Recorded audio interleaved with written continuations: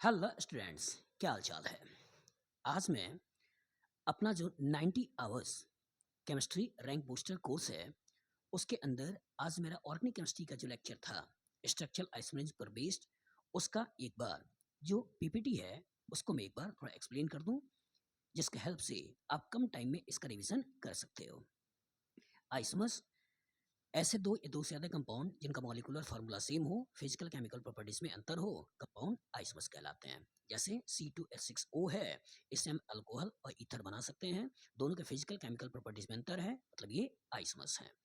इन isomers को अगर मैं फर्दर कैटेगराइज करता हूँ तो ये कैटेगरी दो तरह की होती है। एक स्ट्रक्चरल, जिसको हम कॉन्स्टिट्यूशनल आइसोमर कहते हैं, और एक स्टीरियो।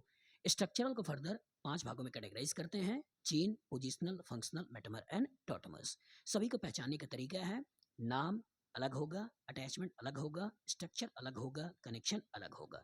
लेकिन जब बात करते हैं स्टीरियो तो नाम सेम होगा, अटैचमेंट सेम होगा, कनेक्शन सेम होगा, बस स्पेस में ओरिएंटेशन में अंतर आता है। स्टीरियो को फर्दर कैटेगराइज करें, एक कॉन्फ़िगरेशनल और एक कॉन्फॉर्मेशनल। और कॉन्फ़िगरेशनल को फर्दर कैटेगराइज करते हैं तो एक होता है ज्योमेट्रिकल और एक होता है ऑप्टिकल आइसोमेरिज्म। जब हम स्ट्रक्चरल आइसोमर्स में अब डिटेल में देखते हैं तो स्ट्रक्चरल आइसोमर्स में पहले बात करते हैं चेन। तो चेन सुनते ही आपके दिमाग में आना चाहिए कि डिफर इन मेन चेन और साइड चेन, मतलब ऐसा स्ट्रक्चरल आइसोमर जिसके मेन चेन या साइड चेन में अंतर होता है, इस तरह का आइसोमर को बोलते हैं स्ट्रक्चरल आइसोमर्स हैं। जैसे हमने यहाँ पर ब्यूटेन ले लिया, आइसोब्यूटेन ले लिया, मेन चेन 4 का, मेन चेन 3 का, चेन में अंतर है, चेन आइसोमर है। यहाँ पे साइक्लोप्रोपेन में इथाइल लगा रखा है, यहाँ साइक्लोप्रोपेन में डाइमिथाइल लगा रखा है, साइड चेन में अंतर है, मतलब ये चेन आइसोमर है। तो आपके दिमाग में केवल एक ही पिक्चर होना चाहिए, या तो कार्बन के मेन चेन में अंतर हो जाए या तो कार्बन के साइड चेन में अंतर हो जाए। इस तरह के आइसोमर को बोलते हैं चेन आइसोमर है। मतलब अगर मैं C4H10O के सारे स्ट्रक्चर बनाऊं अल्कोहल के कोरस्पॉन्डिंग, तो butane 1 all, butane 2 all, 2 methyl propane 1 all और 2 मिथाइल ब्यूटेन प्रोपेन 2 ऑल बन सकता है। इसके मेन चेन में कार्बन 4 है, इसके मेन चेन में कार्बन 4 है, ये आपस में चेन आइसोमर नहीं है। लेकिन इसके मेन चेन में कार्बन 4 है, इसके मेन चेन में कार्बन 3 है, ये चेन आइसोमर है। इसमें मेन चेन में 3 है, इसके मेन चेन में 3 है, तो ये आपस में चेन आइसोमर नहीं है। मतलब चेन आइसोमर सुनते ही आपके दिमाग में केवल और केवल यही पिक्चर होना चाहिए कि डिफर इन मेन चेन और साइड चेन। चाहे कहानी में फंक्शनल ग्रुप लगा हो, चाहे कहानी के अंदर मल्टीपल बॉन्ड लगा हो, चाहे कहानी के अंदर सब्स्टिट्यूशन लगा हो, कोई फर्क नहीं पड़ता है।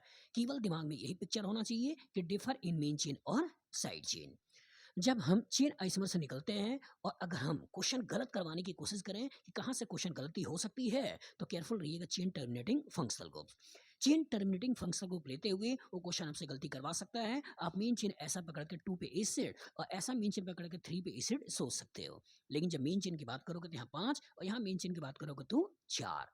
मतलब वो acid, acid halide, amide, nitrile, aldehyde लगाकर आपसे क्वेश्चन पूछ सकता है और आपसे गलती वो करवा सकता है। दूसरा अगर बात करते हैं पोजिशनल आइसोमर्स, तो आपके दिमाग में केवल एक ही पिक्चर होना चाहिए कि differ in position of functional group, multiple bond या सब्स्टिट्यूशन।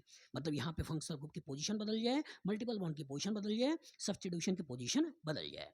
ये मैटर नहीं करता है कि हम किस तरह के फंक्शनल ग्रुप को लेकर चलते हैं।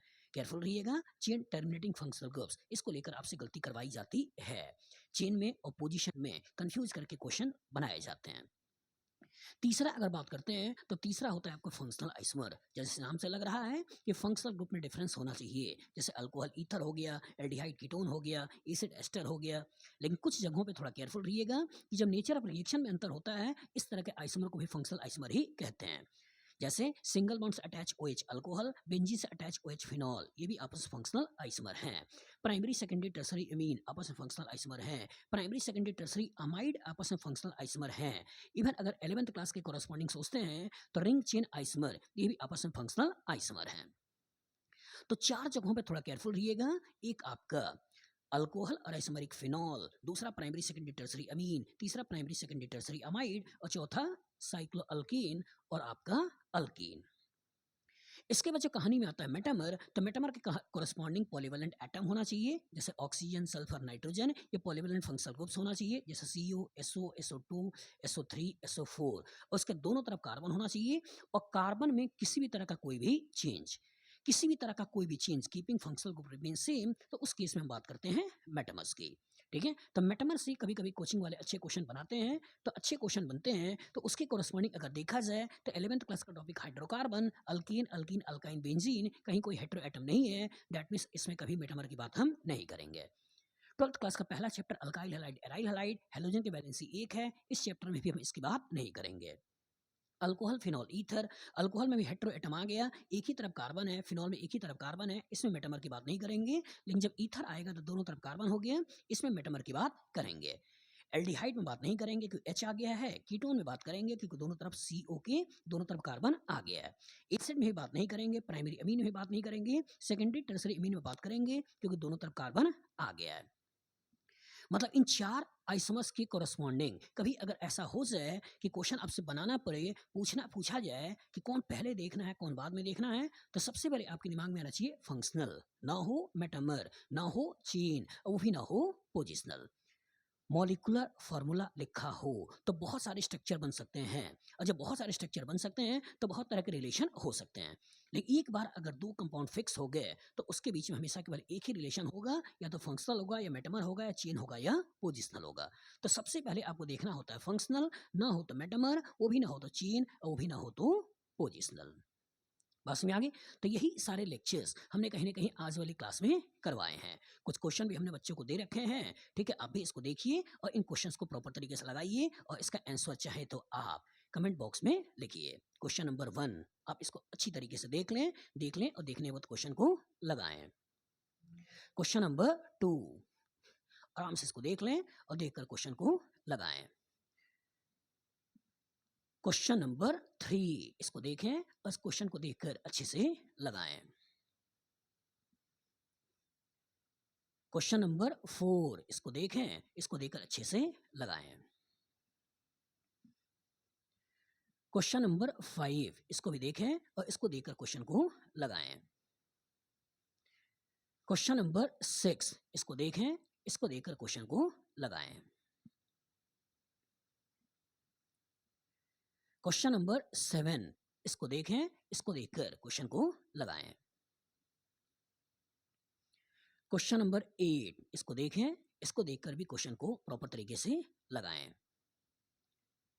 क्वेश्चन नंबर 9 इसको देखें, इसको भी देखकर प्रॉपर तरीके से क्वेश्चन को लगाएं।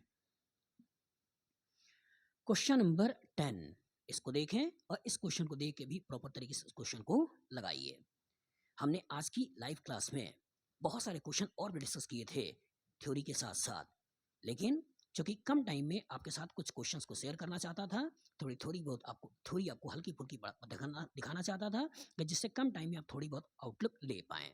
लेकिन अगर आप सही तरीके से आउटलुक लेना चाहते हैं, सही तरीके से मेरे से जुड़ना चाहते हैं, सही तरीके से सीखना चाहते हैं, तो मेरा व्हाट्सअप नंबर 9122057123 इस पर कॉन्टैक्ट करिए और मैं अपनी लाइव क्लास में आपको जोड़ूंगा और फिर आपको दिखाता हूँ केमिस्ट्री कितनी आसान होती है। 90 आवर्स अगर आपने हमको प्रॉपर तरीके से दे दिया तो मान के चलिए कि केमिस्ट्री का तीनों पार्ट फिजिकल, इनऑर्गेनिक, ऑर्गेनिक, तीनों कहीं ना कहीं आपको हम लोग प्रॉपर तरीके से क्लियर करा देंगे और आपकी लेवल पे जो भी आपके दिमाग में एक बार बैठा होगा वो प्रॉपर दूर हो जाएगा। 90 आवर्स मतलब 30 दिन, 1.5 घंटे का 2 क्लास, दैट मीन्स 3 घंटे डेली बेसिस पे। एक महीना सफिशिएंट है। अगर आपने प्रॉपर तरीके से एक महीना भी 3-3 घंटा दे दिया केमिस्ट्री को, तो जो भी आपने महीने भर ये पढ़ा और जो आपने साल भर मैथ्स, फिजिक्स या दूसरे सब्जेक्ट को पढ़े हैं वो इक्वलेंट हो जाएगा। आपने सबने सुना होगा केमिस्ट्री स्कोरिंग होती है और सही में स्कोरिंग होती है।